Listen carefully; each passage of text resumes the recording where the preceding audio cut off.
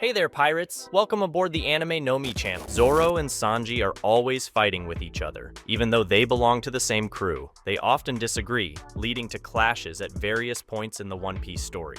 The only thing that unites these two characters is their desire to protect the crew members. In today's video, we will talk about the day Sanji revealed the real reason for the enmity between him and Zoro. Before I reveal all this to you, I count on your support to like the video and subscribe to the channel if you're new here. Guys, Zoro is always shown competing with Sanji, arguing over trivial matters, often at inopportune moments when they need to do something very important. But due to both of their childishness, a fight ensues. This forces a third member of the Straw Hat crew to intervene in the confrontation. Often, Nami and Nico Robin are responsible for separating these fights, as when a male crew member intervenes, Zoro and Sanji frequently start hitting him for interfering. All this disagreement that we see up to the present day in One Piece originates from the Arlong Park arc. Both had different ideas about how to deal with Nami's betrayal, but the official hate relationship between them started in Little Garden, when the two competed in a hunting expedition, creating a competitive spirit between them that always makes them see an opportunity to challenge each other. Their rivalry even extends to Sanji's cooking, as Zoro rarely acknowledges its quality. Normally, Zoro just says that the food Sanji prepared is acceptable, while the other crew members say it was delicious. This makes Sanji very irritated with Zoro because the swordsman doesn't appreciate his cooking and disrespects him as a professional chef, leading to long arguments between the two characters.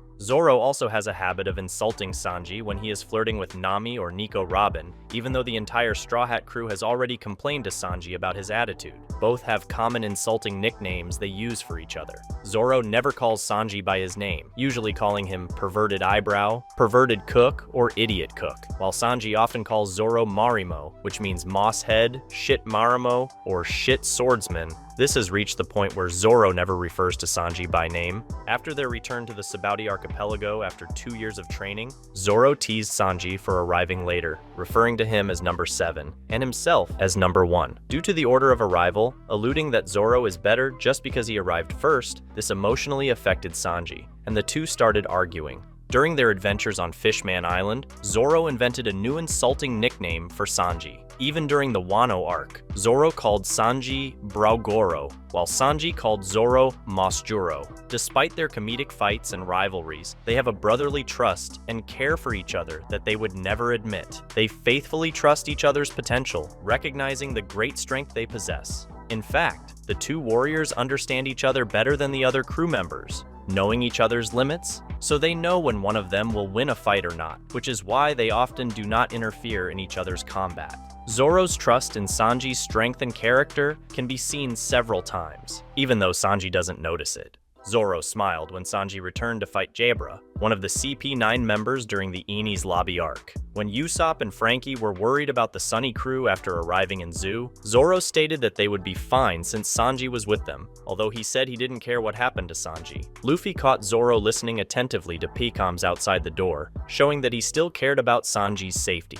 When Luffy said Zoro was doing this because he cared about Sanji's safety, Zoro got angry, trying to avoid admitting that he cared about Sanji. When the two are forced to fight together against a common enemy, they are an almost unbeatable team, as in the fight against Hamburg, Pickles, and Big Pan, although they often hinder each other by executing some uncoordinated move. This causes them to start arguing in the middle of a confrontation, giving their enemies the advantage to attack, gaining the upper hand in the battle. But after finishing the argument, they regain control, managing to defeat their opponents. Whenever new bounties were distributed, Zoro always prided himself on having a higher bounty than Sanji. However, after Sanji's bounty became higher than his, after the events in Tado Land, Zoro became irritated and threatened to fight Sanji over it. When his bounty became higher than Sanji's again after the Onigashima raid, Zoro didn't hesitate to taunt Sanji about his lower bounty, calling him number 4. During the Tado Island arc, Sanji considered leaving the crew, even clashing with Luffy, kicking him several times while mocking his goal of becoming the Pirate King in an attempt to make Luffy abandon him.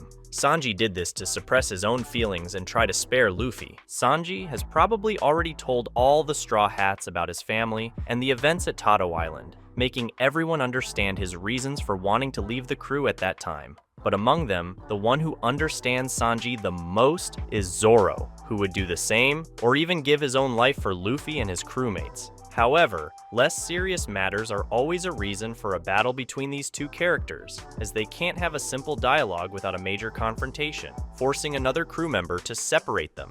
From the beginning, we see that these two hate each other, but it's in a friendly way, so this relationship between them will never change. They will always have this rivalry that motivates them to become even stronger. It's clear to us that one would sacrifice his life to save the other, even though they don't show the respect they have for each other because of their pride, though they know that respect exists. Sanji and Zoro are the strongest members of the crew, responsible for guiding Luffy to his ultimate goal of becoming the Pirate King. They are the ones who protect their captain, so they constantly need to become even stronger, the wings of the Pirate King. By provoking each other, they push their opponent's potential to the limit, all for the sake of competition between them, to dedicate themselves even more to their goals and become even stronger, because they need to surpass their limits to face powerful enemies that are yet to appear. Enemies like the Admirals and even Teach's pirates, who are currently in action, seeking the One Piece treasure just like the Straw Hats. So, they need to become much stronger to achieve this goal. In this way, one begins to provoke the other to try to motivate him to become stronger,